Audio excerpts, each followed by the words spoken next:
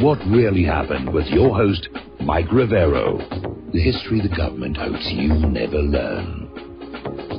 Here is your host, Michael Rivero. And aloha, America. Welcome back to our show here, hour number 3. And as you can tell by watching on Bamuser, this gorgeous creature sitting off to my side is the lovely Lady Claire. Lady Claire, what are the first things you want to talk about? Well, first, I am seeing this incredible rush to war on the part of the U.S. government.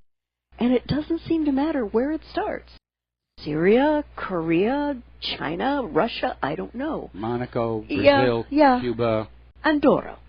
But seriously, I feel things are coming to this incredible head, and we are going to see some very intense military conflicts wherever the deep state can get them started.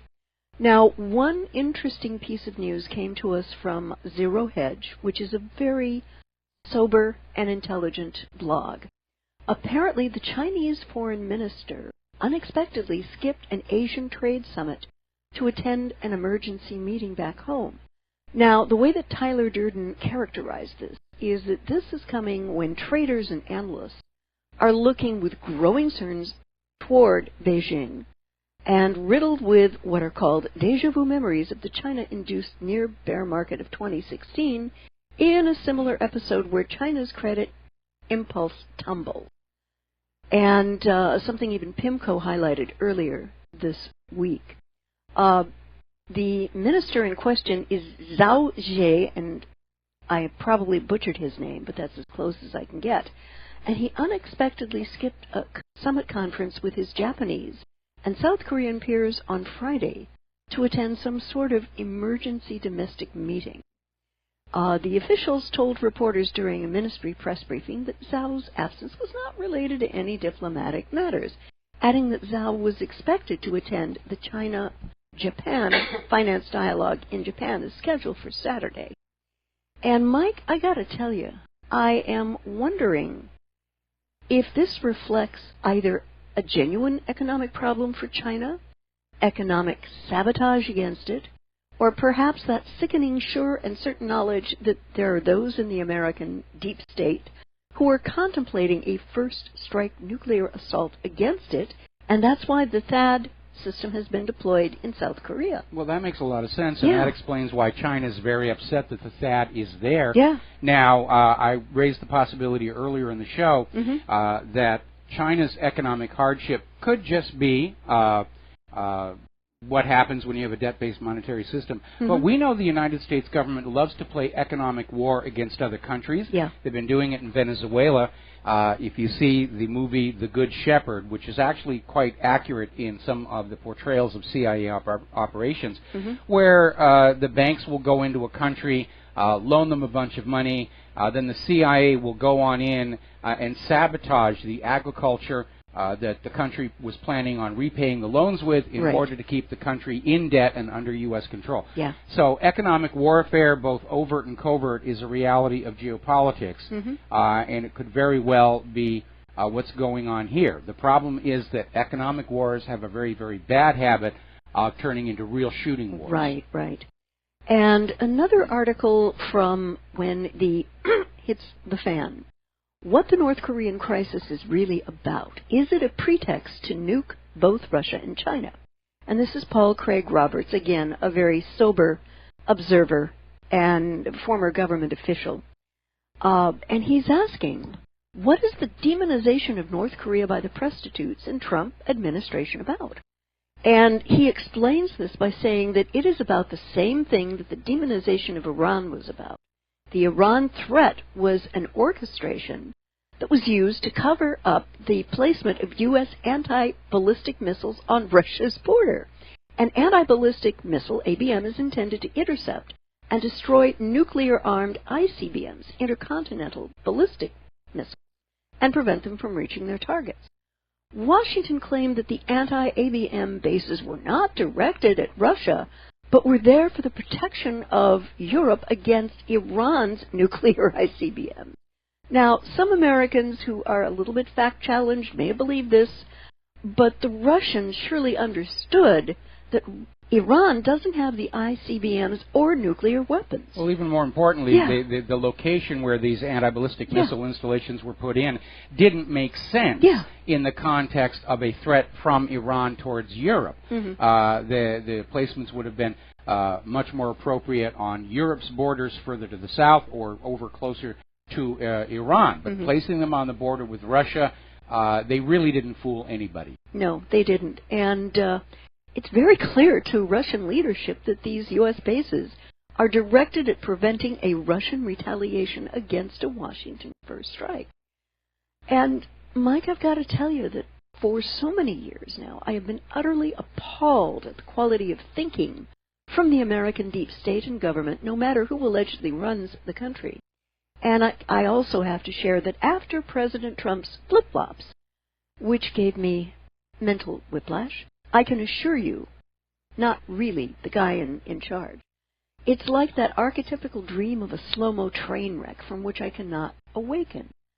But I have to say, even contemplating a nuclear first strike against both Russia and China is horrifically, insanely hubristic in a way I can't even begin to describe. And to the Russian and Chinese governments who may have elements monitoring this show, thinking, moral Americans would never, ever want such a war to happen. Please understand that the American people are no longer in control of their own destinies, but those destinies are in large part scripted by the American deep state, where hegemony über alles rules supreme, no matter how many people are going to get killed.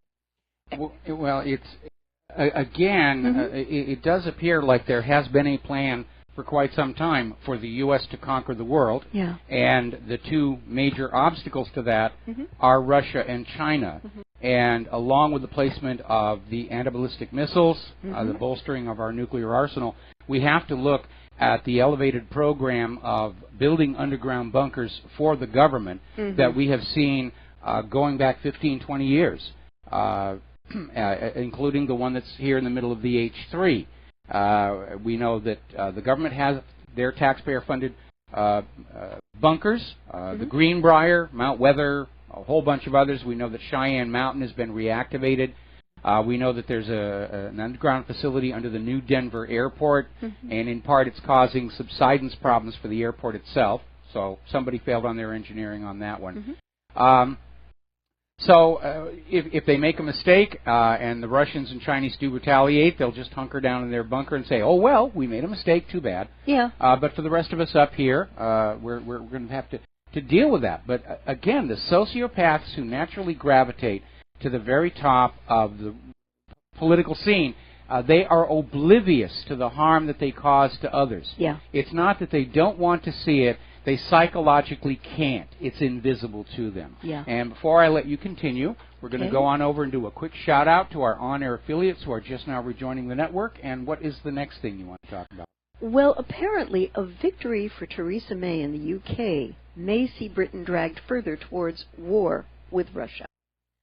Now, there have been, even though there's been a vote in Vlad Putin, I don't think, is going to back down. What do you think? Well, at some point, we're in a terrible replay of the lead-up to World War II, where Neville Chamberlain went on over to Nazi Germany after the Sudetenland and basically said, well, we're going to appease you, you can keep what you've conquered, and we will have peace in our time. And everybody remembers what a horrible mistake that was for Britain to make. So Russia and China and all those nations on the earth that are not already under U.S. domination, they know what's coming. There is a grand plan for the United States to conquer the entire world. It was even set out in the Project for the New American Century. The attitude that was on display is the United States is the only remaining superpower. We should act like one. And at some point, all those other nations, Russia and China, are going to unite together and say, no, we don't want to have a war, but if the alternative to war is enslavement to the New World Order, then we're ready to put up the fight. And I think we're getting dangerously close to that line. Well, it was reported in this article that last month, Vladimir Putin was told by the UK ambassador to the UN, Matthew Rycroft, that he, Putin, is on the wrong side of history because of his support for the quote-unquote barbaric Syrian leader Bashar al-Assad. Rycroft added that supporting the Assad regime would result in shame and humiliation for Russia. U.S. and NATO being civilized forces in a barbaric world? Well, Rycroft is... I mean, come on. What British Ministry of Truth intern cobbled that bit of codswallop for Rycroft to read, I have to wonder. Rycroft is coming from the point of view that following a major war, the victors get to write the history books. And these other people were all bad and shameful, and we were good and righteous. And you go back and you realize that the United States and Great Britain were not all that innocent of war crimes in World War II, and the Nazis were not as evil as they're portrayed. But being able to write the history books and tell future generations what to believe is one of the perks of winning the war. But of course, if the U.S. doesn't win this war, the history books are going to say something much, much, much different. Very different. And the truth of what Rycroft said is the polar opposite of the statement he made. And all you have to do is look objectively at the U.S. government-generated carnage in Iraq, still going on, Libya, still going on, Afghanistan, still going on, Somalia. We had people dead and wounded today in Somalia, Yemen and Syria to understand this. The hard reality to me, Mike, is that the U.S. and U.K. are utterly not on the right side of history to look at attempting to regime change Damascus. And I really shudder to think what the Russians will do when the hits the fan. Because Russia is in Syria at the behest of the Syrian government. Well, I don't know if you picked up on this, but Russia, Iran, and Turkey just signed this agreement to create these safe spaces inside Syria, and Russia has already informed the United States that U.S. coalition aircraft will not be allowed to overfly those safe spaces. Now, obviously, the United States is not going to want to go along with that, and it's just one step closer to a direct confrontation between Russia and the United States. And basically, the goal for the United States is to get the war cranked on up before the economic collapse so that they can blame the economic collapse on the war. But they understand that the American people will not support a war unless they are tricked into believing that the other side has caused it.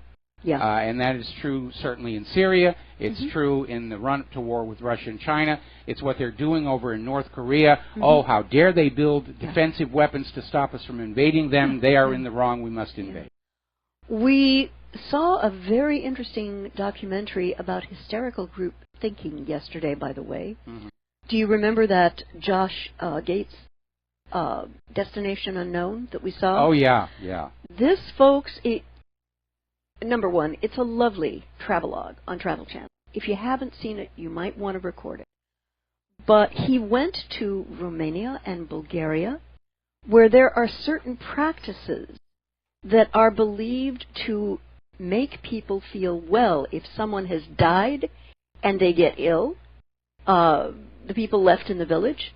And what they did with these carcasses was pretty terrible, you know. But then they all, this gets a little bit dicey. Let's just say that there was a concoction that they drank, all of the people who were ill after this gentleman's death, and they got better. Now, the only thing I can ascribe that to is hysterical belief. But what the people in D.C. want you to do is to embrace that same hysterical, magical thinking and belief. Yes. And it's just a question of a different face on the same process.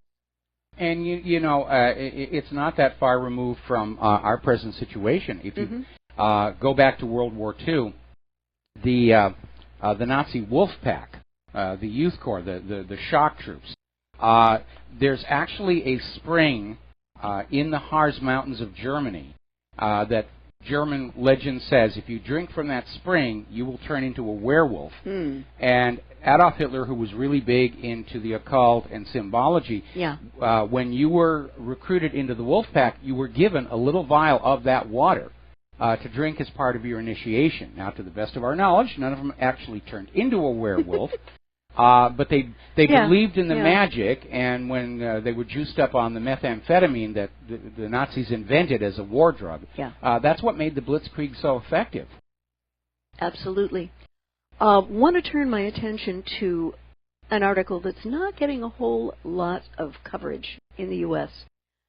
Apparently, Indian troops have been blocking Kashmir villages amid rebels' hunts. And we're talking about thousands of soldiers and paras who were engaged in a huge operation in India-administered Kashmir, where armed rebels have repeatedly attacked government forces in recent weeks. And one of the gentlemen who was the Deputy Inspector General of Police, Mr. Pani, told the AFP News, this is an unprecedented operation, and made the observation, it is impossible to capture the militants, but we hope there will be contact, exchange of fire with them in the course of the day. And apparently suspected rebels, no due process, no trial, are frequently assassinated in shootouts with security forces in Kashmir, but rarely captured alive.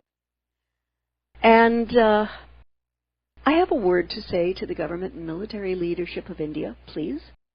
Through these actions, you are collectively throwing petrol on an already roaring fire. Because only at the end of the day, in the spirit of sober and honorable and moral reflection, can the issue of the fate of Kashmir be resolved by the Kashmiris, Pakistani, and the Indian leadership working together. What they are doing now, Mike, is an absolute recipe for utter disaster and may potentially cause a revolution that their military forces may well not be able to put down. I mean, Kennedy said it best, when peaceful revolution is impossible, violent revolution is inevitable. Well, in the case with Kashmir, there's no common meeting ground among all these disparate parties. They want what they want, the others want the other thing. And from their point of view, it's already a war. It's not declared, and they're acting like it's already a war. And where it gets really dicey is that both India and Pakistan are nuclear powers. That could get dicey. I'm hoping that some cooler heads are going to prevail. It sounds like this area needs another Gandhi. Well, yeah, I think so. The whole world needs a cool down. And maybe that coming ice age ought to get here a little bit faster. That would be nice. That would be nice. I'd like to bop on over to the Middle East again and talk about Saudi Arabia and Yemen, again getting almost no coverage here in the States. Their expected military assault on Yemen will almost certainly cause mass starvation.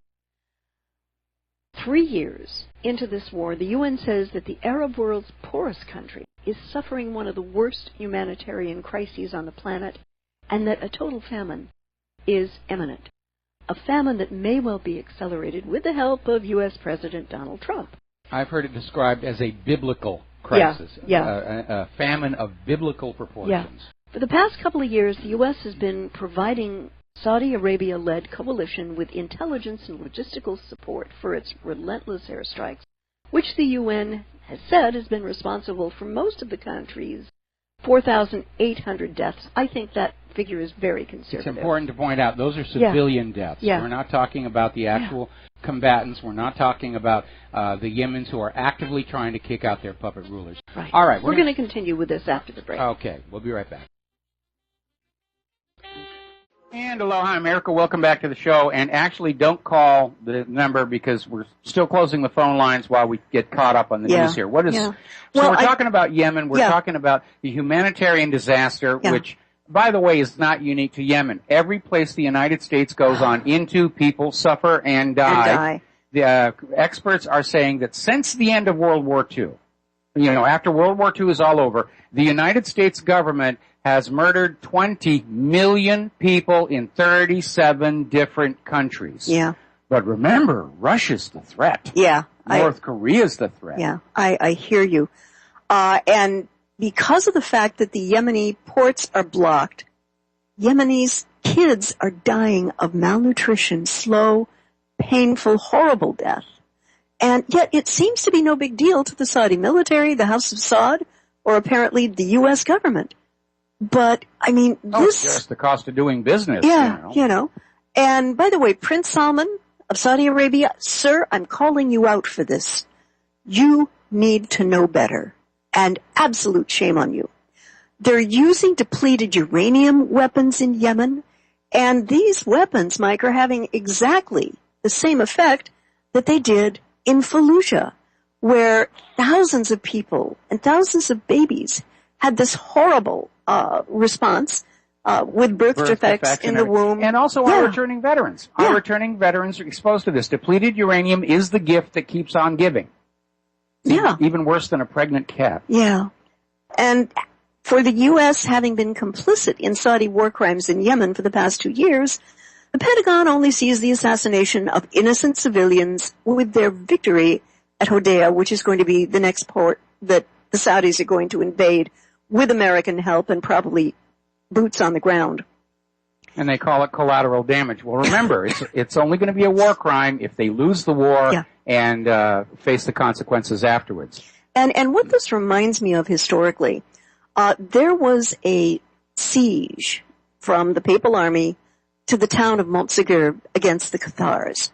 And upon being informed that women and children were holed up with the guys, what the Papal Legate said, kill them all. God will find his own. It feels like that to me in this conflict. And we need now to talk about Afghanistan. And the Pentagon is pitching a revised war plan to President Trump next week. And in the latest series of proposals, a new series of options, how many guys, at the largest, it was 5,000 or more U.S. troops and 13,000 NATO troops being deployed. But, they don't know what else to do because nothing they have done so far has worked. So I have a little word for President Trump. Even if he signs off, Mike, on a major escalation in Afghanistan, including 5,000 U.S. troops and 13,000 NATO troops 16 years on, when do the Pentagon staffers tell you by what time this war will actually be won if we haven't been able to do it in 16 years? I mean, that's crazy making to me. Well, some of these wars that the U.S. Has gotten into can't be won anyway. And a good example of that is the war in Iraq, which we were told was all about Saddam's nuclear weapons, which didn't exist. Saddam helping the terrorists who did 9/11, which even George Bush said they had nothing to do with it.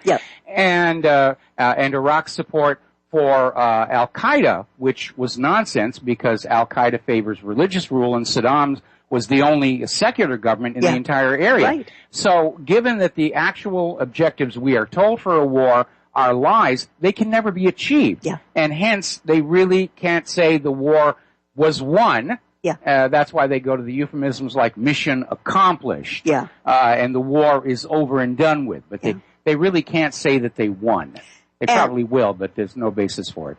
And my question is, are the U.S. government and NATO going to spend yet another 16 years doing what they have done, which hasn't worked, yet expecting a different outcome? Because, Mike, you and I know that's the classic definition of insanity.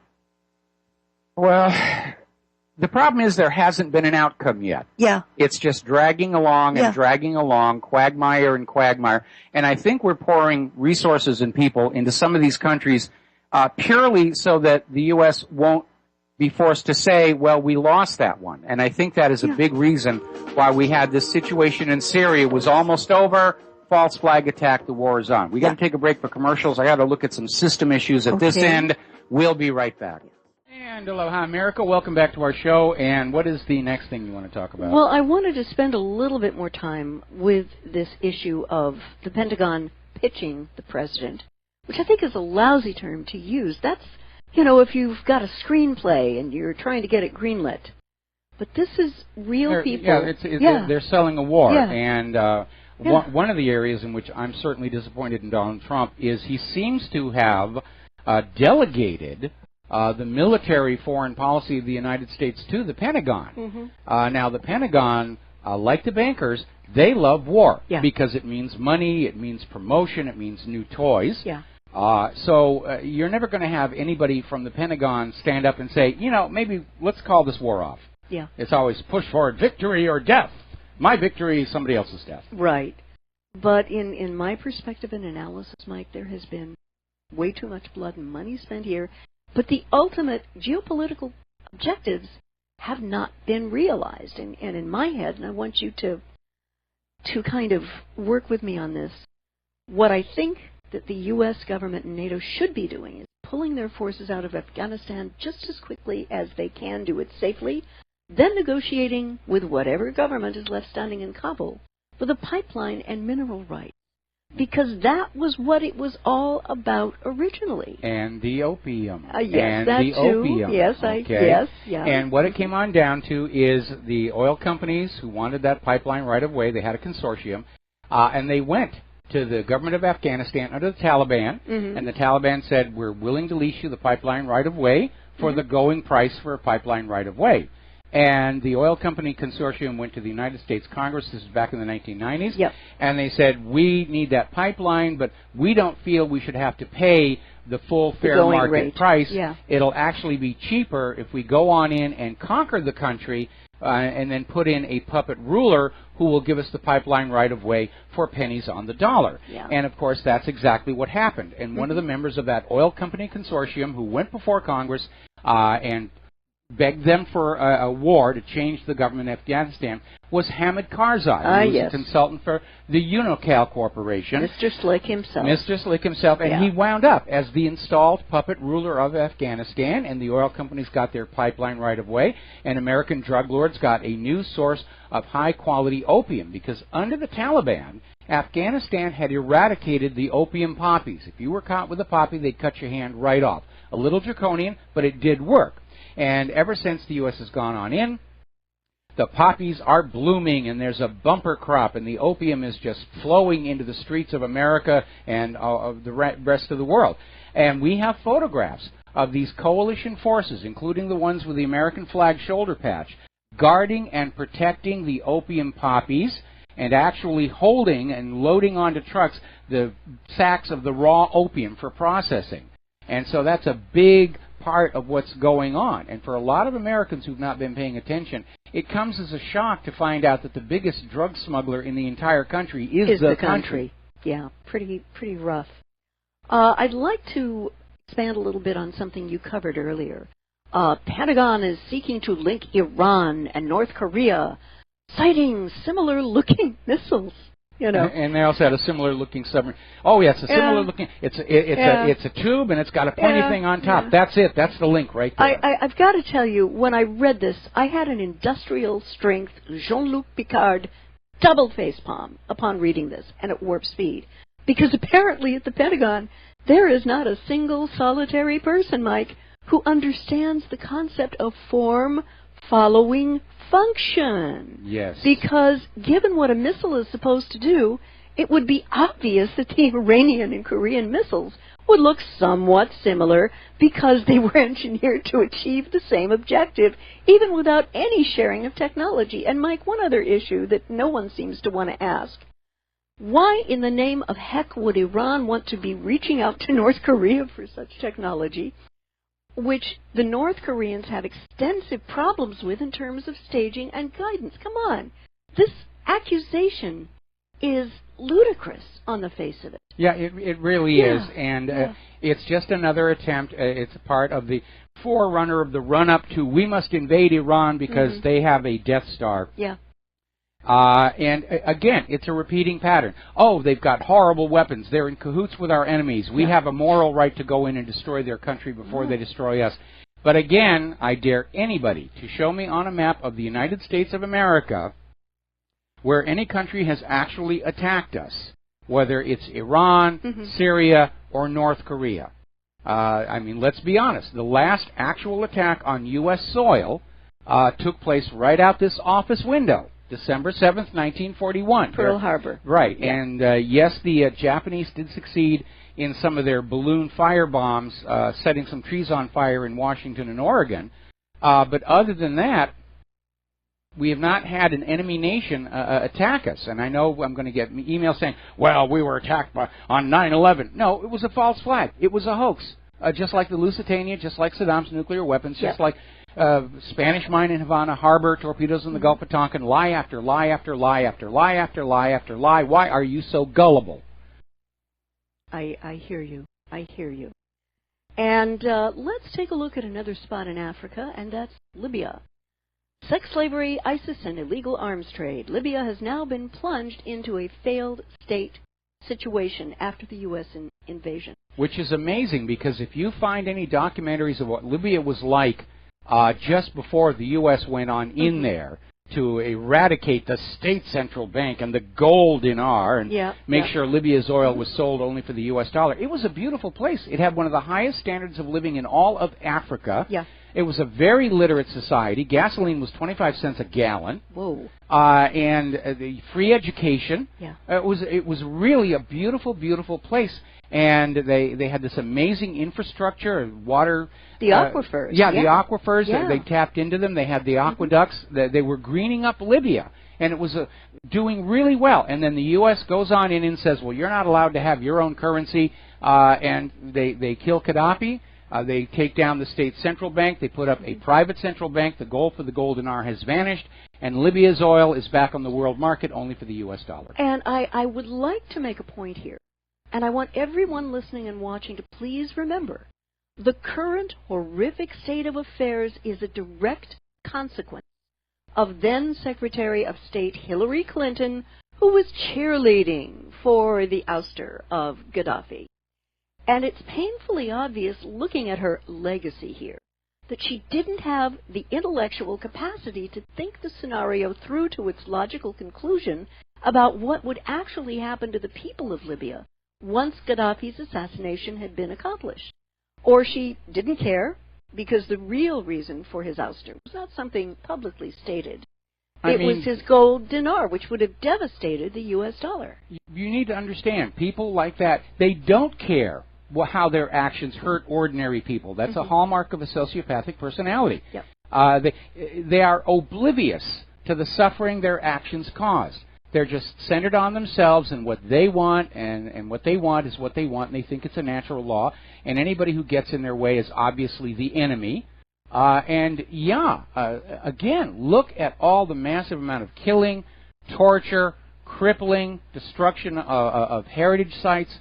And again, yes, we have all these really, really crazy people, and they do what they do because they absolutely are incapable of seeing the pain and suffering that they cause.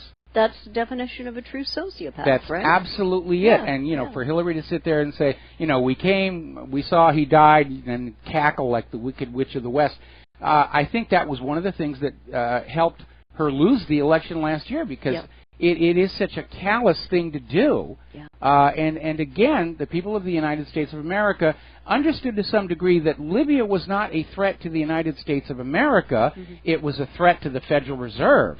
And I think the American people are getting very tired of seeing their children being killed and crippled in service to a private central bank, which in turn seems to have zero concern for the economic well-being of the American people.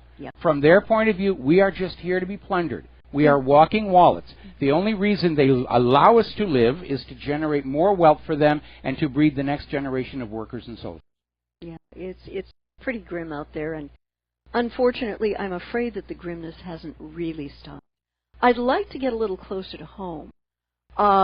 Chicago right now, under the watch of Rahm Emanuel, is a war zone. Police suicide rate surges to 60% above the national average. And they talked about a gentleman who had dreamed about becoming a police officer to help others, but working in the violence-stricken Chicago Lawn District, he came face-to-face with the city's violent crime and wound up killing himself. It's absolutely insane, Michael, and I noticed that there is not one mention of the city's mayor, Rahm Emanuel, but there should be. Now, last November, after the election, and he knew that Hillary was not going to win, he declared that Chicago was and would always be a sanctuary city for illegal immigrants. I guess he also meant the gang members from the MS-13. MS-13 from El Salvador. And let us not forget that Chicago is the model for gun control across America. No law-abiding citizen is allowed to have a gun. Only the criminals are going to have the guns. Yeah, right. As with many urban inner-city communities, in Chicago you've got a broken, ruptured infrastructure and broken, disruptive families. sometimes the gangs are all kids have to give them a feeling of belonging and a place in this world. Now, what I'm going to say here is going to sound very radical, but everybody, stay with me if you would. What this country should do is completely decriminalize all drugs, take the profit motive out of it. Okay? That is going to absolutely take down the gangs to a degree. Then we have to take our children back to some sort of positive kind of family existence, which is warm, loving, and structured and comforting. Okay, I'd like to insert a comment here. Yeah. What you're describing would work. Yeah. And in my travels around the world, I've been to countries where these drugs, if they're not totally legal, they're decriminalized. Yeah, like Portugal. In some cases, if you are a registered addict, you will be given the drugs for free. And it has resulted in much, much lower crime related to drugs. The reason we have a drug problem is because drugs are incredibly profitable. And when you have a government that is itself profiting from the illicit drug trade, courtesy of the Central Intelligence Agency, then they are going to structure the laws to maximize their profitability. Let me give you a little insight from history.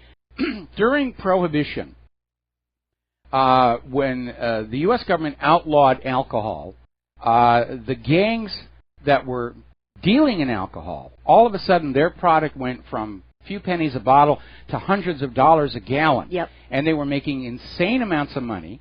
And yes, the crime was going up and the gangs are going up. And almost immediately started seeing people saying, we need to repeal Prohibition because of the damage it's causing to our society.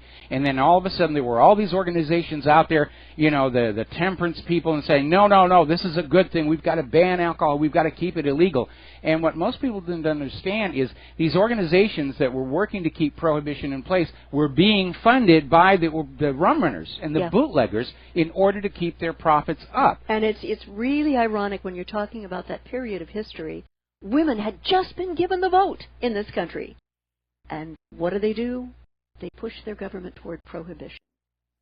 Yeah, it was a mistake. But the point I'm making is that we're never going to see the drug laws in this country really do anything that will reduce the problem, because too many people in our own government, in the CIA, are profiting from it. And what's really amazing is corporate media is now starting to talk about this. There is a new series coming out on the History Channel about the CIA running drugs into this country to fund off-the-books operations. And they talk about Kunsa's heroin during Vietnam. They're talking about the cocaine that was coming up as part of the Iran-Contra scandal, which is basically that hub around which the Bush-Clinton duopoly is organized. And everybody who's helped the CIA run the drugs or launder the money, Director Comey, they're all part of this situation. They don't want anything to change because they are making huge amounts of money off of your drug-addicted children. And inevitably, we're now starting to see even the legal drug industry is starting to behave like the drug criminals, with intents to deliberately addict you to opiates. We were talking about where this one pharmaceutical company, the two chief executives, were arrested for colluding with doctors to overprescribe the opiates in order to addict patients to them. So it's getting hard to tell the difference between the legal and illegal drugs. It's a global problem. And as long as we have a government that is participating in those profits, they're not going to let anything change, because money rules this world. It's a dumb way to run a planet, but that's where we are right now. That's sort of it. I'd like to take another look at our military right before the end of the segment. And apparently, our elite troops are being worked too hard and spread too thin. And the breakneck pace at which the U.S. deploys its special operation forces to conflict is taking a toll, their top commander said yesterday. Army General Raymond Thomas, commander of U.S. Special Ops Command, called the rate at which Special Ops forces are being deployed unsustainable, and said the growing reliance of the U.S. military on these elite troops could produce a dangerous strain. Now, he said to the Armed Services Committee, we're not a panacea. We're not the ultimate solution to every problem, and you will not hear that coming up. I was surprised at the numbers, Mike. 8,000 U.S. Special Forces are currently deployed in more than 80 countries. Many are at the forefront of advising missions in Syria and Iraq, as well as counter-terror missions in Afghanistan. There are 500 special operators in Syria. Well, first of all, you need to understand about the Special Forces. They are like the legions of Rome, very expensive to train. They have a lot of training that is certainly over and above what a military conscript would get in basic training. These are people who have made the decision to be combat troops professionally as a chosen career. And they are hard to recruit. The Special Forces are very selective. You've seen the stories about what the people who want to be Navy SEALs go through to get in there. Yeah. They're justifiably proud of being in the Special Forces. The problem is because the United States does not have a surplus of ordinary troops, that they're using the Special Forces everywhere, even in cases where they're not really needed. We got to take a break for commercials. We'll be back with the last segment of our program after these few words. And aloha, welcome back to our show, last segment of our Pauhana Friday program, and you had an important story that you wanted to talk about. Yeah, it was FBI Director Comey's very unsettling argument for why WikiLeaks doesn't deserve First Amendment protection. Now, he was in a hearing, during a Senate Judiciary hearing, and he attempted to distinguish WikiLeaks from outlets like the New York Slimes or the Washington Compost. He acknowledged the First Amendment rights journalists have, while arguing that WikiLeaks does not engage in journalism. Well, there's a little bit of a sneaky business going on here because they're trying to figure out how they can arrest and prosecute WikiLeaks for publishing leaked information, but leave the corporate media alone, which has in the past also published leaked information. Yes. And so they're trying to build that case that WikiLeaks isn't real journalism, therefore the First Amendment does not apply. And Comey is being dishonest here, because if you read that First Amendment, it doesn't just say freedom of the press, it says freedom of speech. Yes. And WikiLeaks is speaking out, it is truth-telling, it is blowing the whistle on government wrongdoing, which is what the corporate media used to do but won't do anymore.